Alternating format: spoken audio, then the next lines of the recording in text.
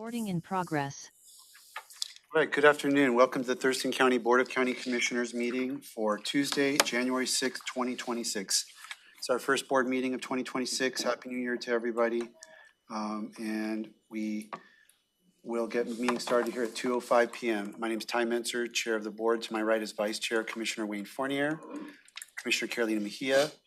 To my immediate left is Commissioner Emily Klaus, and Commissioner Grant is excused, had a family emergency this afternoon. So we're going to call the meeting to order and begin with the Pledge of Allegiance, and I will lead that. So if you will stand and join, we will, just like first grade, ready, begin. I pledge allegiance to the flag of the United States of America and to the republic for which it stands, one nation, under God, indivisible, with liberty and justice for all. Next up, we'll proceed with the land acknowledgement. Mr. Vice Chair. We would also like to start today with a land acknowledgement. We would like to acknowledge and thank the indigenous Salish peoples whose elders and ancestors have lived on and stewarded the lands and waterways of this county with great care, and who continue as sovereign nations today, specifically the Squaxin, Nisqually, and Chehalis people. Truth and acknowledgement are critical to building mutual respect and connect across all barriers of heritage and difference. The purpose of this acknowledgement is to disrupt ongoing erasure of injustices done and to remember history as a stepping stone towards healing. We commit to working together to honor our past and build our future with truth. Thanks, sir. So we have an agenda. There were two items proposed to be moved to consent. Those are items 3 and 15. Is there a motion to make that amendment? I move to approve the agenda with, what? To amend. Yeah, to approve the amended agenda, moving item 15 to department items and moving item 3 to department items. Chair, Vice Chair, would you restate the motion? Oh, proposed motion, yes, sorry, I'm sorry, I was worried about Rachel. To amend the agenda to move consent items 3 and 15 from the consent agenda to department items 1 and 2. I'll second. Motion and second to amend the agenda to move consent items 3 and 15 to department items 1 and 2. Any discussion? Call for the vote. All in favor, say aye. Aye. Aye. Motion carries. Now is there a motion to approve the amended agenda? I move to approve the amended agenda. I'll second. All in favor, say aye. Aye. Motion carries. Okay, so the agenda is laid out with those changes already made, just in anticipation of this these actions. So now we go to public comment. This is related to items on the agenda, although we will accept public comment if folks on general items if folks have a time constraint and cannot stay till the end of the meeting, because there will be a probably pretty short order public comment period related to general matters at the tail end of the meeting. I don't have anyone signed up. Is there anyone in the boardroom for public comment? Is there anyone online? There's a hand raised. Betsy Norton has raised her hand. Okay, Ms. Norton, do you have 4 minutes to address the board? Three, sorry. And Mr. Pettit, I'll get you next. Hi, thank you. My name is Betsy Norton. I live in Olympia. I just would like to very briefly make a comment on item number 15, the Sheriff Office's Aviation Program Donation Fund. I'd just like to share a couple things. I find it really troubling that the county allows law enforcement to accept anonymous donations for goods and services related to law enforcement actions. I read today that the sheriff accepted 2 anonymous donations for 19 grand and 17 grand in support of this program. Law enforcement in particular needs to very clearly demonstrate equal application of the law to all citizens. Accepting large private donations, those are large to me, from sources listed as anonymous but likely known to at least some of the department, erodes public trust that the sheriff's office is focused on implementing the law for all citizens and favoring none. Anonymous donations also could be a marketing ploy for new technology for which public money will eventually be committed. For example, if the 36K from anonymous donors happen to be coming from the helicopter industry, then these donations could be interpreted as a down payment on future public contracts rather than just a donation for furtherance of public safety, which is important when you're talking about RFQs, contracts, and future payments for services.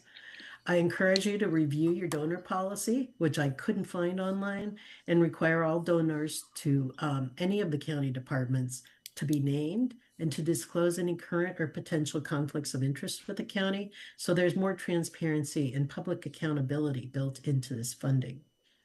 Secondly, the example from this morning was of using a helicopter to find an autistic child.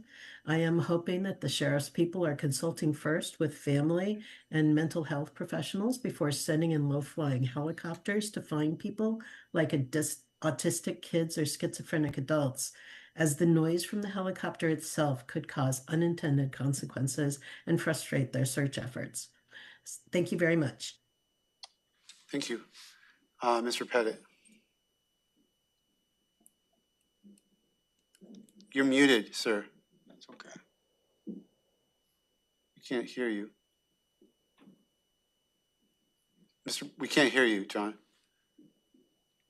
It doesn't show that you're muted, but we're not hearing you. Okay. All right. Anyone else online? Okay. Thank you so much. We'll go to County Manager's update. Thank you so much, Chair. Happy New Year. I want to start by recognizing and mentioning that the board has adopted in this month proclamations for Martin Luther King Jr. Day and Law Enforcement Appreciation Day. Also wanted to bring up some images where, just give it a second, there it is. And we're appreciative and want to commend the hard work of our staff in Public Works for the fish passage projects and highlight that, we can go to the next slide, that the Thompson Creek Fish Passage Project, that's a tongue twister for me, was accomplished. And in the pictures, we can see the beautiful progress that's been made. Next slide, please. Oh, wow. Significant improvements. Huge thank you to everyone who worked together to make this project happen. The projects combined open an additional 10 miles of habitat.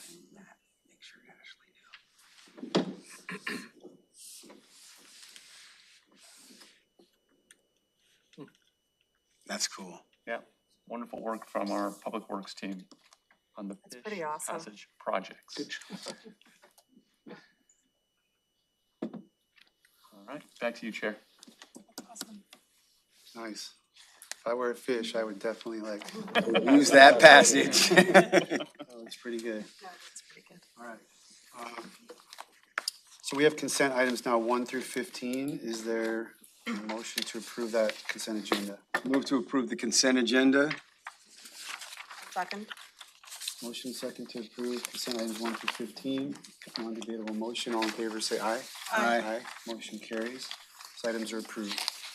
Brings us to department item under 5.1, Emergency Services, Contract Amendment for the Federal Fiscal Year 24 Homeland Security Grant Program, E25-219.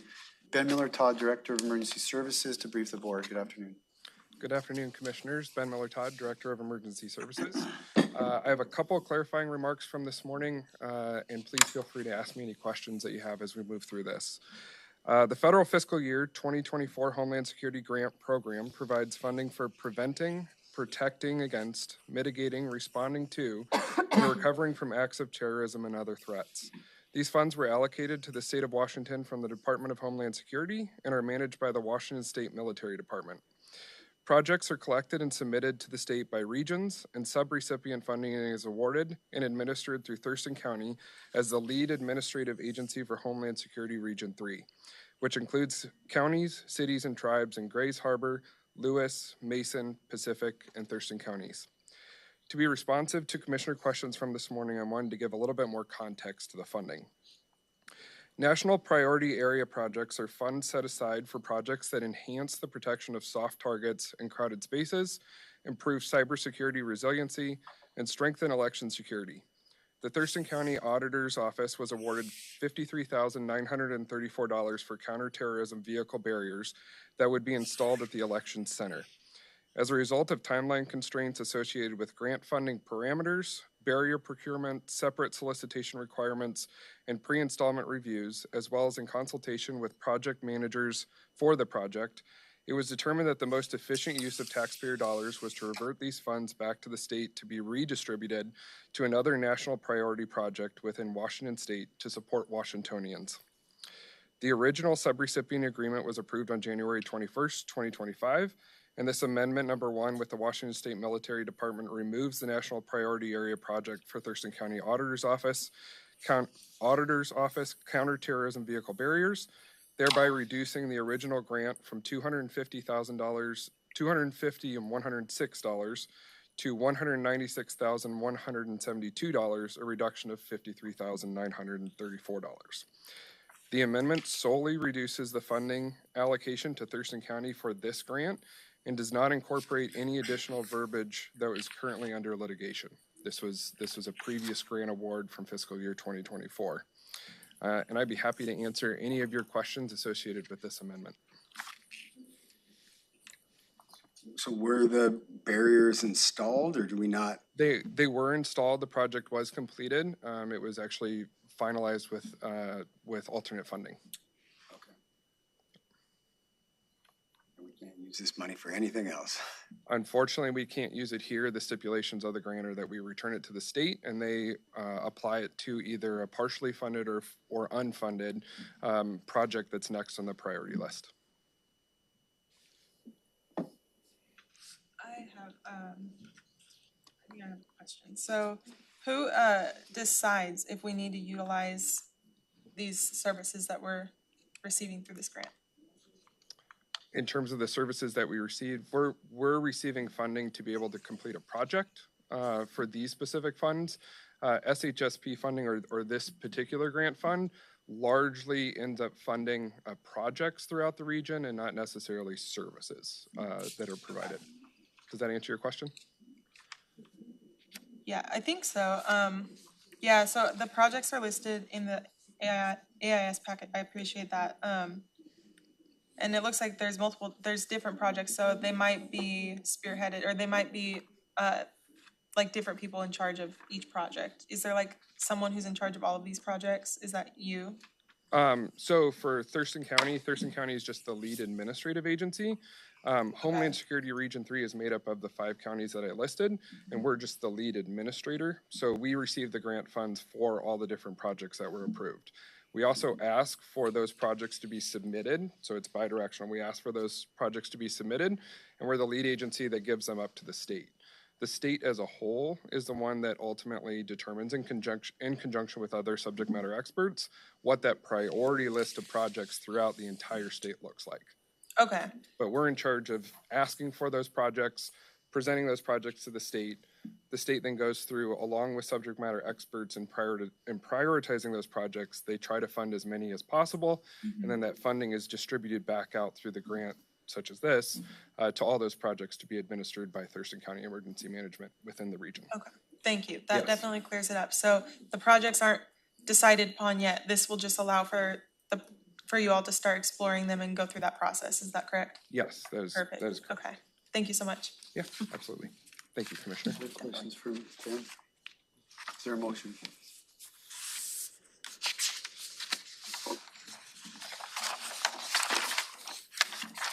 I move to approve amendment number 1 of the federal fiscal year 2024 Homeland Security Grant Program contract in the amount of $196,172, reducing the original grant amount by $53,934, and authorize the Director of Emergency Services to execute the amendment and any additional amendments that do not exceed 10%. Second.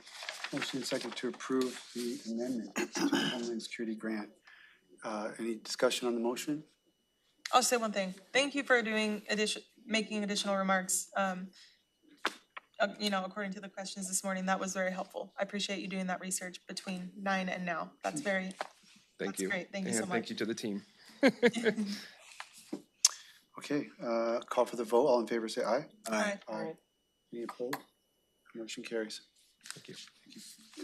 The second item, department item, is from the Sheriff's Office, 6 sub 1, resolution to create Fund 1210, Sheriff's Office Aviation Program Donation Fund, under Sheriff Ruben Mancias to, Are we waiting for the sheriff or He we're? was gonna be here. I think he was planning on around 2:30. I think he was gonna. Well, he's on I-5 right now. He Okay, said can he'll we be wait? here in like 5 minutes. Okay, if we can wait, that'd be Sure, perfect. if you, Thank you. that's appreciate. Okay, then next up, we'll just double back to this, to item 6.1. Any other public comment? Mr. Pettit?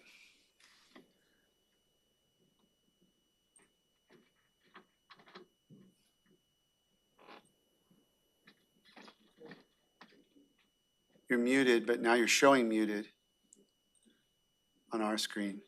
Okay, can you hear me? Yes, there we go.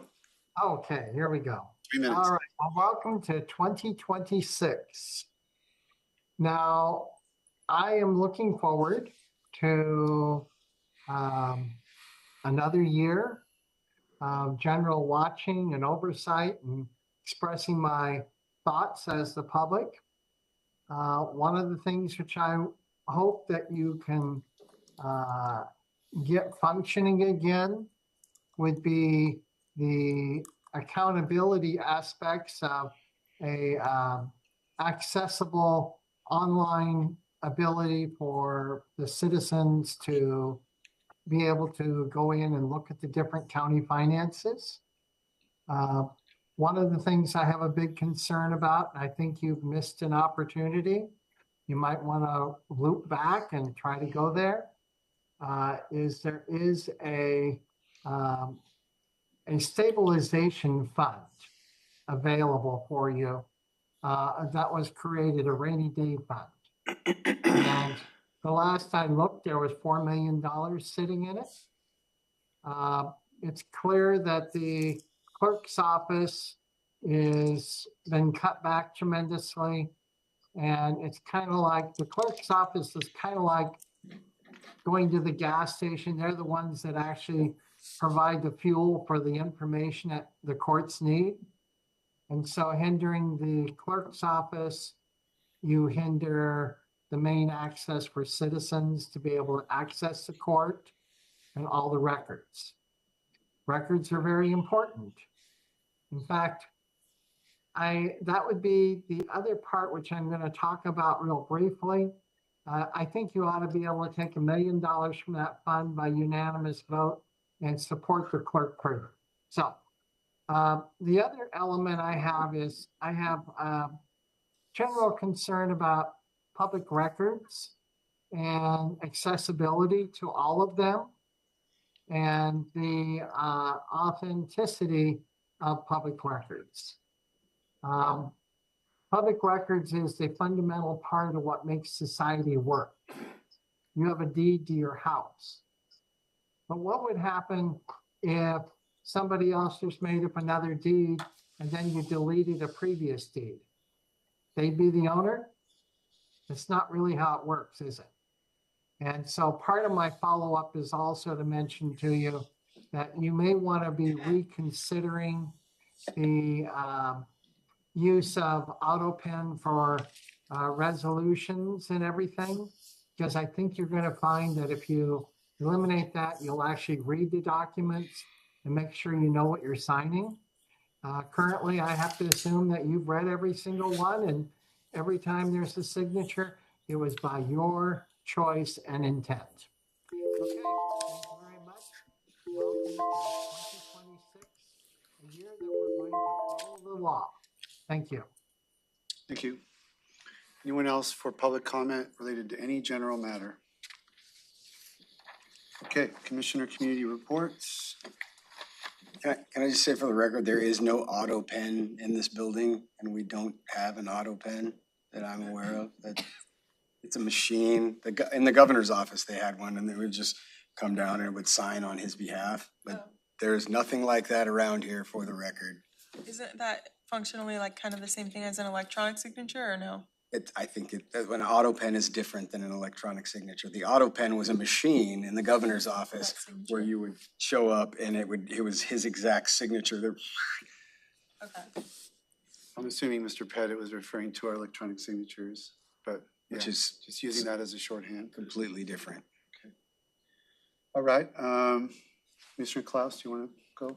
Yes, so I just have two items I'd like to report out between the last meeting and now. We've been on a break, so all of my meetings have been coffee meetings with electeds and community leaders, and I don't need to go through that list, but the two items I wanted to report on are the, let's see.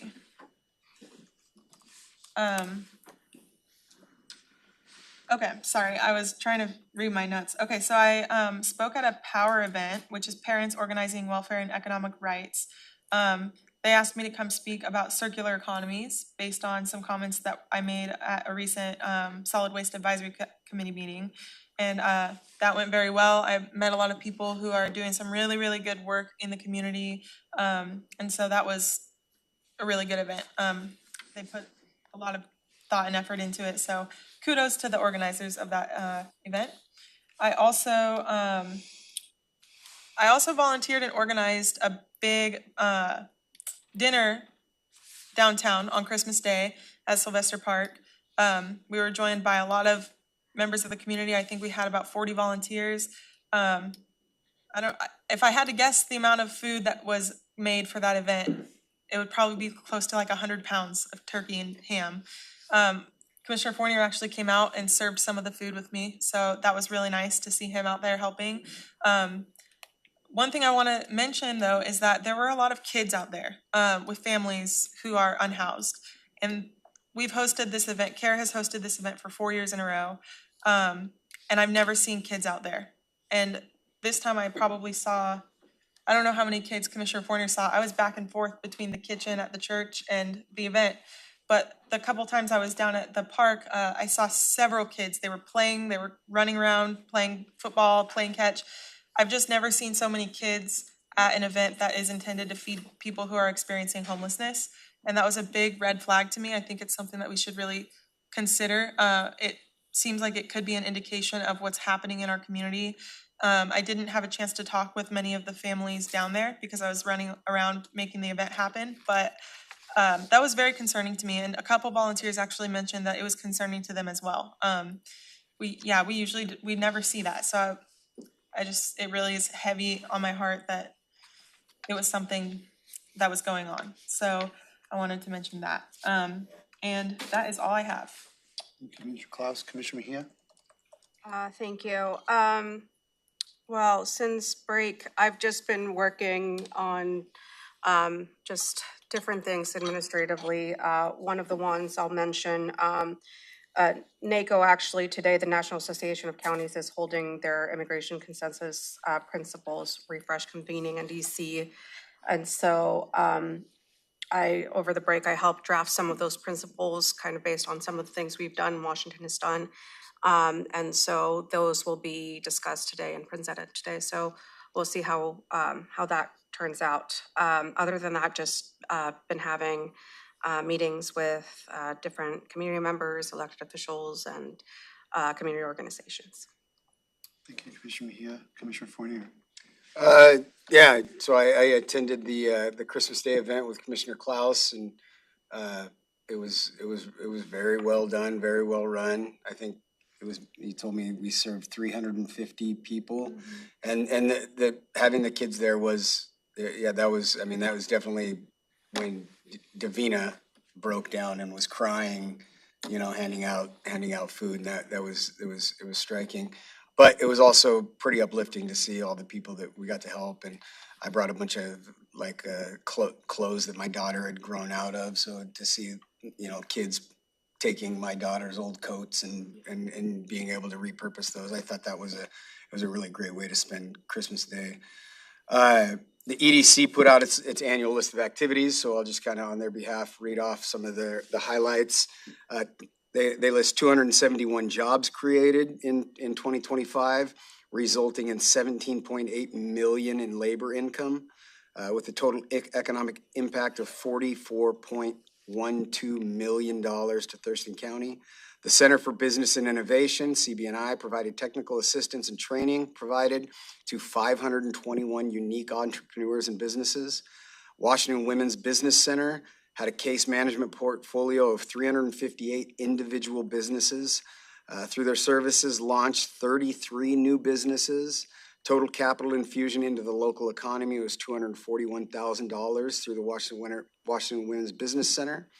Lacey Makerspace grew membership to over 360 people, supported 105 unique businesses with supportive services and technical training support. And the Southwest Washington Food Hub increased sales of local foodstuffs by $1.4 million. Total members and vendors of the Food Hub includes farmers, and that was 47 people. So the EDC had a great year, and they're going to have a great 2026.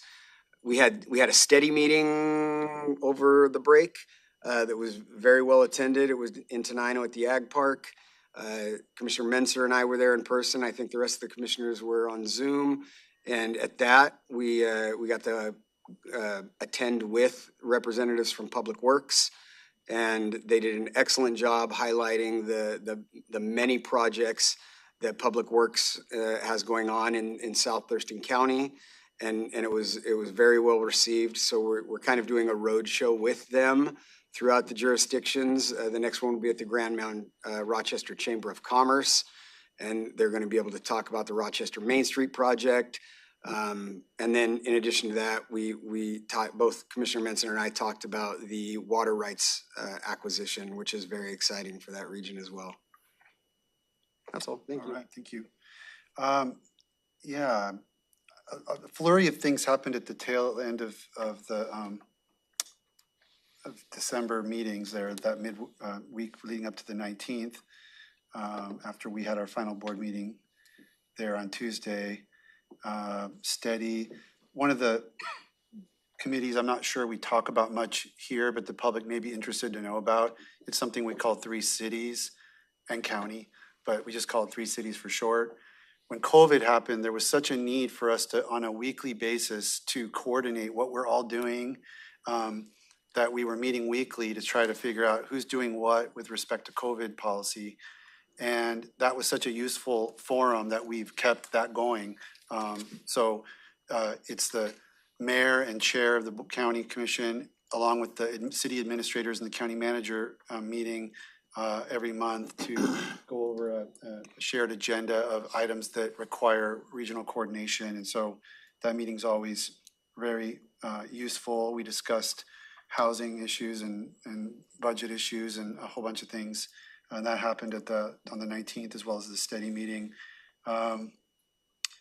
I mentioned this at a morning meeting. I guess I'll just repeat because it's going to kind of start to consume me, as I've been, by surprise, appointed as acting chair of the Sentencing Guideline Commission for the state.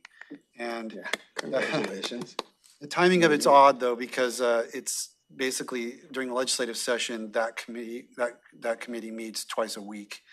So all of a sudden, instead of once a month, which would have been a little more of a Twice a week? Yeah, well, once a week to go over legislative items. And then right before I got appointed the vice chair and acting chair, I volunteered for the legislative subcommittee, which meets to kind of pre-vet the bills that need to be discussed by the SGC. So I'm going to be having those meetings on Thursday mornings, and then every Friday at noon, we go through, we have special meetings where we go through all the legislative bills. Ones that the legislature, sometimes the legislature asks us to weigh in on things, and other times we feel the need to based on our statutory side rails. And then there's a legislative subcommittee that kind of vets which ones kind of fall into that. And I'm going to be chairing all of those meetings until the governor appoints a new chair, which hopefully would be soon, even though, I don't mind to do it, but it was an interesting, I had no idea that was coming my way. So that'll be, keep me busy here in this first few months of 2026. And one more thing I thought of community interest. I was in different places over the Christmas holiday with family, Clark County, Washington, Clark County, Nevada, as well as some time in Lewis County, mostly out of Thurston County. But I love to read and I love history. And one of our Fair Board members recommended a book, which I spent a lot of time with over the break.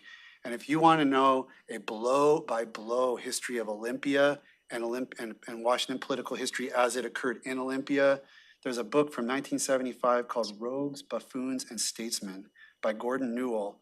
And it is incredible. It is amazing. I mean, this guy has essentially gone through like every newspaper article, like on a Really? daily basis from the very beginning of the territory. And there used to be like 5 newspapers in Olympia back in the day, back before we were even a state. Printing was a big deal, and there was a contract that related to the legislative process and being able to be the official printer, and all the different printing organizations were jockeying for that contract because it was very lucrative.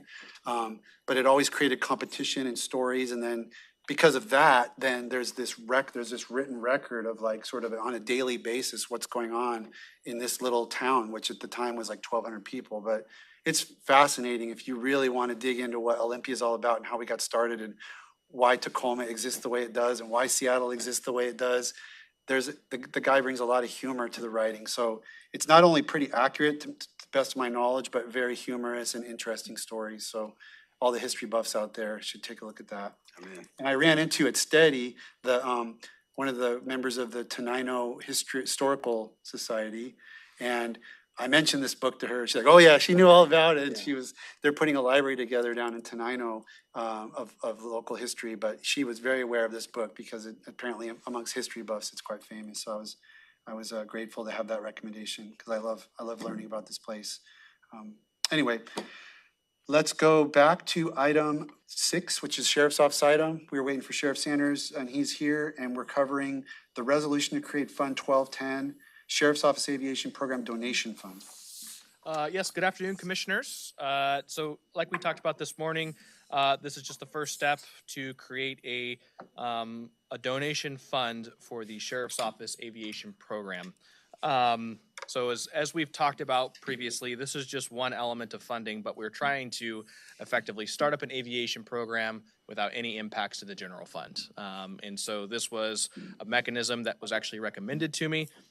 We had a number of individuals express that they would like to donate to such a program, but didn't just want to donate into kind of the abyss of the general fund.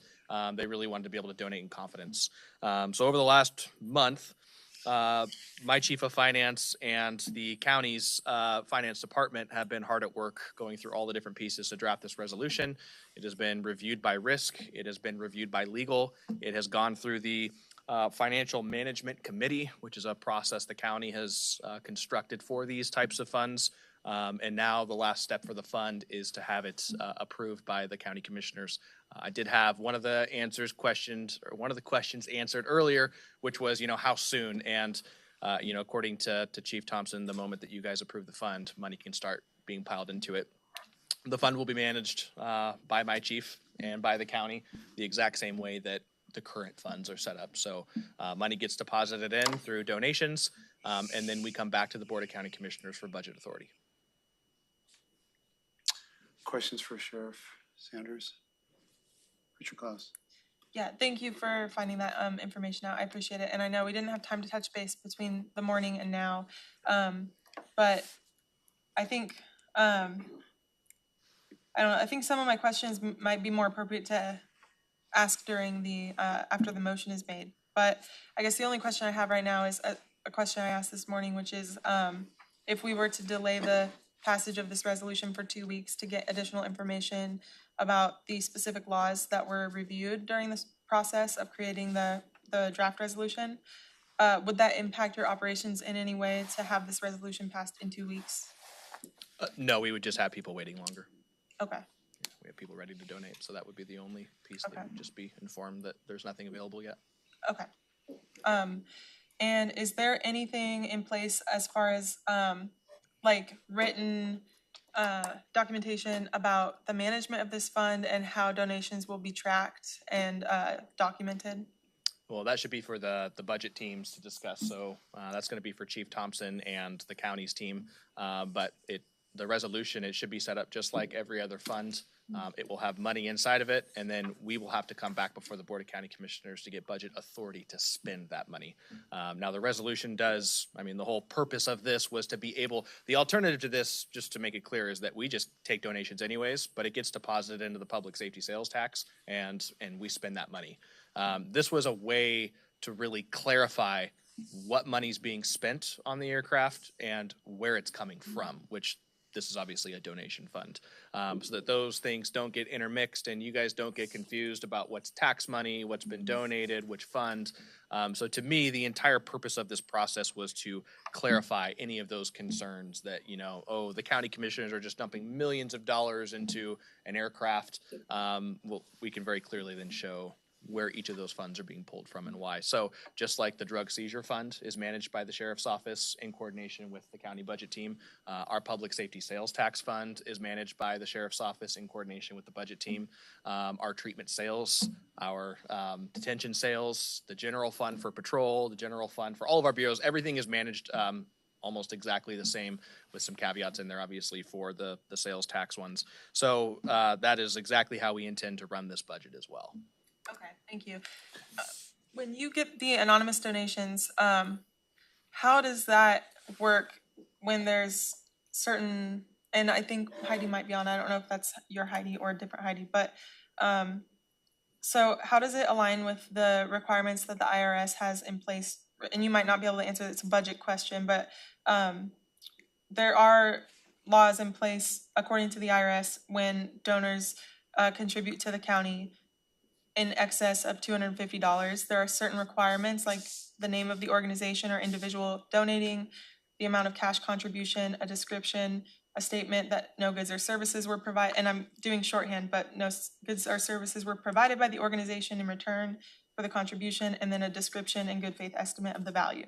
So if we're receiving any donations in excess of $250, will they still be anonymous? Are you able to continue accepting anonymous donations? As far as I know, the county, not just the sheriff's office, has always accepted anonymous donations, even when they go over $250. And so that would be a question, I think, for legal and the budget team. If some changes need to be made to a county-wide policy on the donation process, then that's fine. But we have never denied an anonymous donation. We've received 2 very large anonymous donations, and that money just got deposited right into the public safety sales tax account, and then we spent the money. So we're not aware of any requirements for us to track down a name from the person. So that would be a question, I think, for legal. Okay. I'll just kind of add on to Commissioner Cost. We had, before you got here, we had a public comment about and concern about the anonymous donations and saying that, you know, that could erode public trust.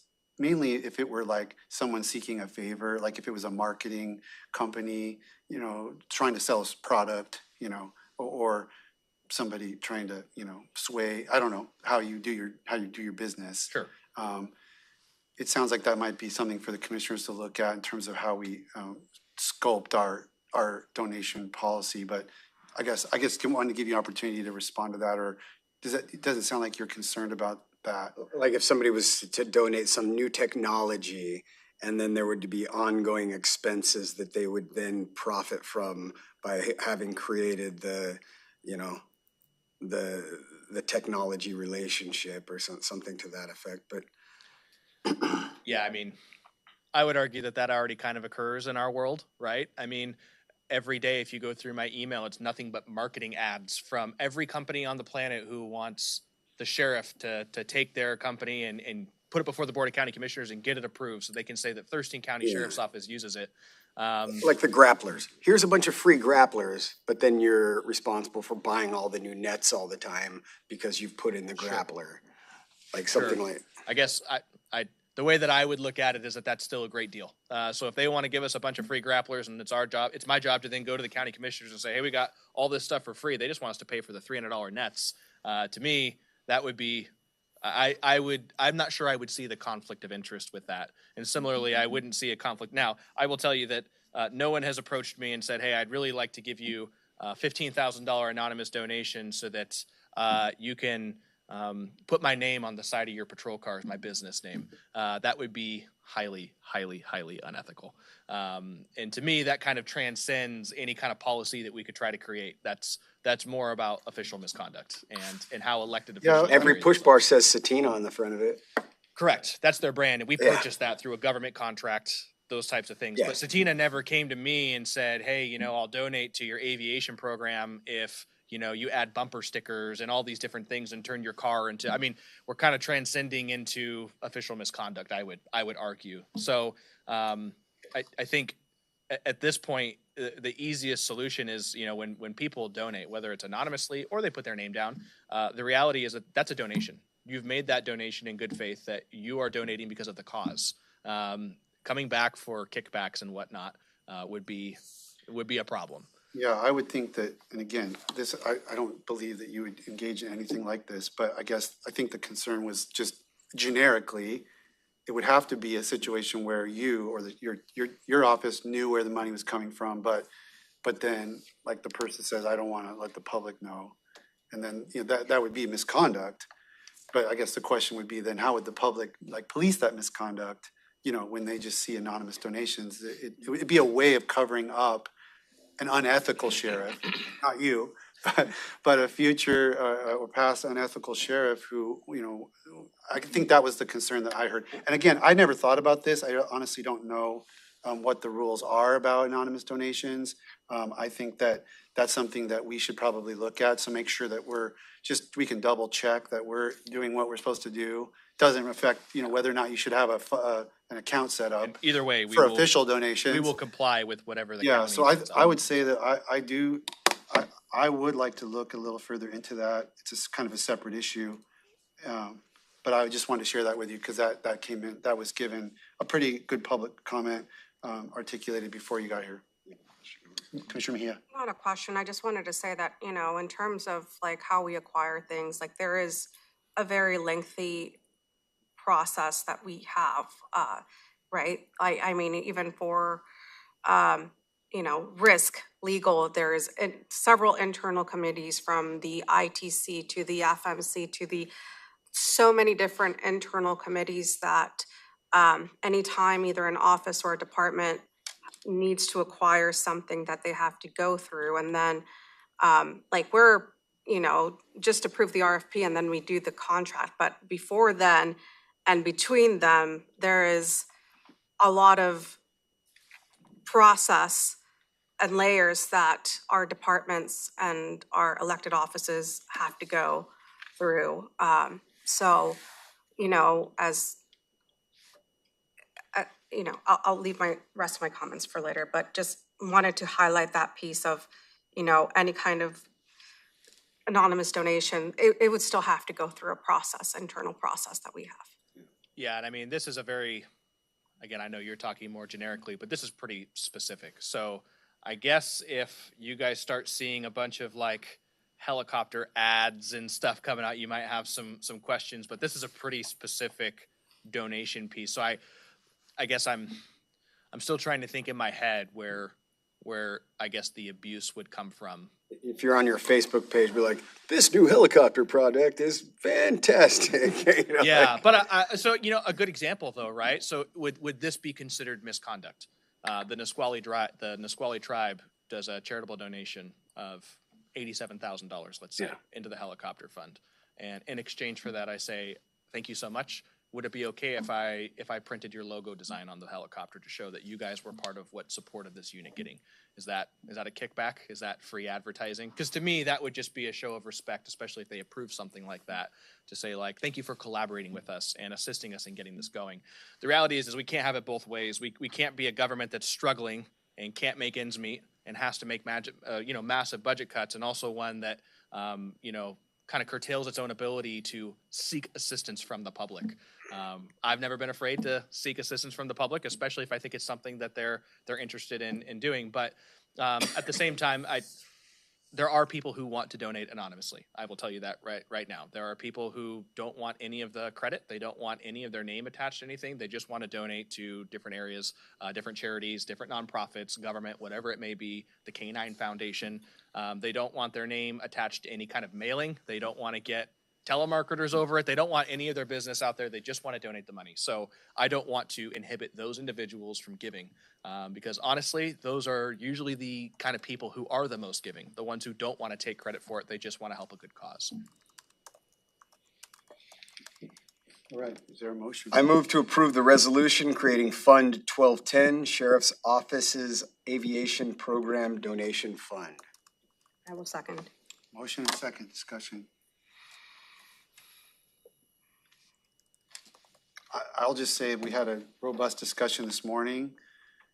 I think Commissioner Klaus had a lot of questions that I agree with. I just see that, and I think we're gonna have some follow-up. Sheriff's already committed to that, about specifics of this program, but to me, this is a directing what the board actually directed this to be done at the tail end of last year as we've been walking through the steps of this. So this is not, in my view, the place to get into some of the operational things that we'll address in the future. Commissioner Klaus. Thank you. My recollection of what we agreed upon in December was to direct staff to look into this, not necessarily to come forward with a motion to approve the first day that we're back. But setting that aside for a second, between the morning and now, I had my executive aide pull a couple of resolutions as examples just to see what's the precedent when we do pass resolutions. And of course, it was difficult to find a resolution related to donation funds because we don't have any that I know of. But we do have donated canines, and that was brought up this morning. So my executive aide was able to pull the resolutions related to the canine donation, which is very detailed, and it outlines how this is going to happen, what the regulations are. It was pretty detailed. It actually is, it's a bit longer than the one that we have now, which is about half a page. But most resolutions do have laws cited in them if they refer to a law. So there's the one line, and this was brought up this morning as well, but the one line about the establishment of said fund may be accomplished without a public hearing pursuant to state and county budget laws. And I wasn't able to find which laws we looked at. I understand that this was vetted through legal, through risk, it went through the process, and all of that is really great for internal purposes, but the public doesn't see any of that, and they don't know what the process is when it's being reviewed. And so when the public reads this, and I've already had 2 people reach out since this morning about it, when the public reads this, they're not gonna know which laws were reviewed. And that's gonna cause a lot of question marks, especially when this line also talks about how we may do this without a public hearing, which we already hear from people. I don't know, my seatmates probably hear from people too about, oh, you should have had a public hearing about this. I didn't know about that. Like, people wanna know in advance what's going on. And I think that calling out that this may be accomplished without a public hearing is already gonna get people, it's gonna put it on their radar and maybe make people upset. But then also the pursuant to state and county budget laws, without citing those laws, I'm not comfortable passing this resolution. I would really appreciate pushing this to the next meeting, simply because I don't believe we have enough information here. And I wasn't able to I wasn't able to call legal between this morning and now. And typically we have an agenda setting meeting a week in advance. We didn't get to do that because we were on recess. But if we were able to do that, I would have had plenty of time to look into this further. So I know there's probably other comments. I'll leave it there for now. But I think we did have a really good public comment earlier before you got here, and I agree with those concerns. And those are also concerns that I've heard since this was brought up. Going to your earlier point, we do hundreds and hundreds and hundreds of legislative things. They can't all involve public hearings. Right. And the idea that someone would think that creating an accounting fund necessitates a public hearing, I would be super surprised if anyone called me and said, why didn't you have a public hearing about that? So, it's a really, it's a funnel and a very narrow set of things that have to have public hearings or should have public hearings. Some things I think the law says we have to have public hearing. I don't think we should, but the law says we do, so we do. Other things, we've actually had public hearings. We said, because we decided this is so important. Like before only Commissioner Mejia will remember, but before we passed the home fund, We didn't have to have a public hearing, but we're like, this is a big deal. So we set for public hearing, things like that. So it's within our prerogative, but creating an accounting fund 1210 is, to me, doesn't really meet that criteria. I just wanted to respond to that. Were there any other, yes, Commissioner Mejia? I just want to say that there is policy dash 1100 is the policy that states how we follow the process to create, abolish, or change a fund. And that's in our county code. And reading through the policy and kind of seeing what the sheriff has done to get to this point, hearing from the sheriff, right? It seems like that it was followed. I want to say that for me, the creation of a fund, it leads to greater transparency because there is a clear way to see who donated, how much they donated, and how the money is being spent with a separate fund. So when you're looking at a voucher list, which I think it's clearer for both the public and the board, when it's in a separate fund over when it's mixed in to, different other things, like the donations that the sheriff received, like I caught those on like after just by, and so it wasn't something necessarily where I was like, this is the fund that I'm going to look at and see who's donating and see who's doing that. So it does create easier accessibility, not only for the board, but for the public as well, because it's going to be in a specific area that is concise. And, I think it was mentioned, it still has to come to the board for approval, any expenditures. The funds will be tracked, reported, and they'll be subject to public records law, similar to, and so for me, like, this doesn't stop people from donating. If we don't establish right, people can donate. It's just, there is an interest, and we're not the only county who does this or has something like this set up. And, the county is, prosecutor, I can go through so many offices and departments that already receive donations.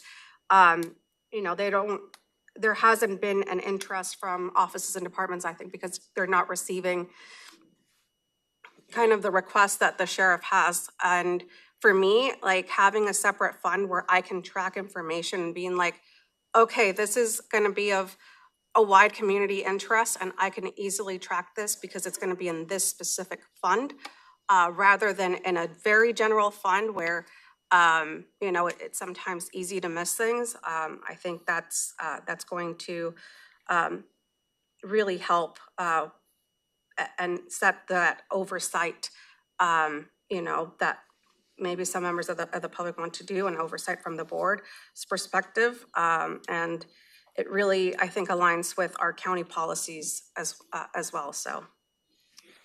If Medic One doesn't have a fund like this, we should look into setting something like that up as well, because people will donate to Medic One, the sheriff's department. Nobody's gonna line up to donate to the assessor's office. It just doesn't work that way. Well, Nature of the work. I would also say too that the reality is that you are correct, Commissioner. There is an alternative here, which is no fund gets set up. It's too big of a headache. There's too many anomalies, whatever it ends up being. And then we just deposit that money and spend it anyways. The one thing I will say though is that as a board, you have, I'm selling myself a little short here, you have the authority to set expenditures in that fund. So technically people could donate, and if you wanted to, it might not be popular, but you could choke it. You can say, nope, we're not giving you any budget authority. You can just park that thing down at the runway and leave it there. The donors might be upset. I don't think that would happen. However, when it gets deposited into public safety, you have to remember that I have budget authority. So that money can be put into the account and then spent without, I already have the authority to spend money in that account, if that makes sense. That's exactly how we got the helicopter up here to begin with. So I had unspent budget authority, deposits were made through the donations, that money hit the account, and we executed the sales within county policy for procurement. So there is a very strong, I don't want the idea to be that, I get a donation fund people put hundreds of thousands of dollars in there and I just get to go start swiping credit cards and, you know, doing side deals on the side. There are so many processes in play here that ultimately keep this entire program in check. To me, my own personal opinion, having an aviation fund it just makes it easier for all of us to understand it. It makes it easier to see it line by line on where the donations are coming into, and that fund is for those donations and for the aviation program. To me, it just cleans the idea up, as opposed to money coming into the public safety sales tax account. We spend it on the other side and then give you guys an update after the fact. And so, and again, we're trying to just get this thing up and going. I think it's going to be largely beneficial. I have to believe that there are some people who, of course, Commissioner, are going to reach out and they don't want a helicopter. There are people in this county, they do not want they don't want law enforcement to own a helicopter. They also don't want us to chase cars. Some of them don't want us to take people to jail. And some of them don't want us to get a new building. They don't want to see more deputies on the road. And so we kind of run into this hurdle often of, at what point in time do I just have to try to press forward and say, okay, I understand that you don't want it, but hey, here's what it's going to be used for. And it's probably not what you think. And so moving forward, you know, the next steps, like we talked about earlier, this is just to get the fund set up, and it's just a donation fund. I would 100% agree. If this were a fund that you guys were going to say, hey, we're going to dump $100,000 a year of general fund into it to help you get this aviation thing up and moving, I would say maybe we should do a public hearing. The fact that it's donation based and it's anyone can just throw their money in, no one has to donate. There's no pressure to donate to this fund, and it's not the only fund that we have identified to help get the unit moving. So it is an accessory to help this vessel move forward. I would say that if it were something that you guys were planning on heavily investing in, absolutely, we should do a public hearing. We should do all those things. I had my 5 town halls. No one expressed any concern. I've posted about it on social media. I've gotten very few letters of concern, if any. I don't know if anyone sent me anything officially. And, you know, beyond that, as we move into the future, we are intending to obviously come back to the table with the board to do the MOU, to go over the MOU and the agreement. Legal will be heavily involved with that. And then beyond that, we will be doing, assuming everything goes forward, we'll be doing a public showing of the helicopter so that anyone in the county can come make sure there's no machine guns, there's no missiles, there's no long range weapons. It's literally just a small 4-person helicopter for surveillance.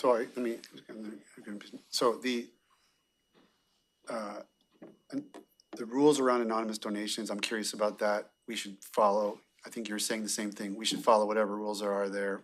I'll clarify that for myself and maybe for the board's benefit. We'll comply with that.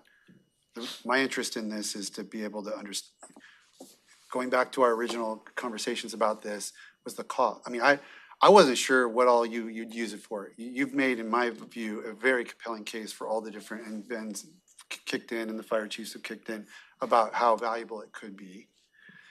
I was interested in the costs, and like, because this is kind of an unusual way of launching the program in terms of the donation of this and the surplus of that and the grant over here. I mean, so I just want, to me, this was about like you say, the understanding of what the financial piece looks like. And so that's why I want to see this go forward, so that we can really, as we move forward, the board understands what we're spending, if anything. Maybe nothing, or maybe nothing now and more later, but whatever it is, that's what I want to understand. And so, you know, the fact of whether we should be able to take anonymous donations or not, that's kind of a side issue that we should resolve. But it's not about the core thing for me of why I would like to see this go forward. Yeah, and we have more details to hammer out in an MOU. Yeah, this creates the transparency and the guardrails that are needed. Because like you're saying, you know, there's nothing that would stop. You could put on Facebook, hey, put it in a bag on the front porch of the sheriff's department and write "for helicopter" on it. What do you do then? I mean, there's still money that's coming in anonymously. This just allows us to do it properly.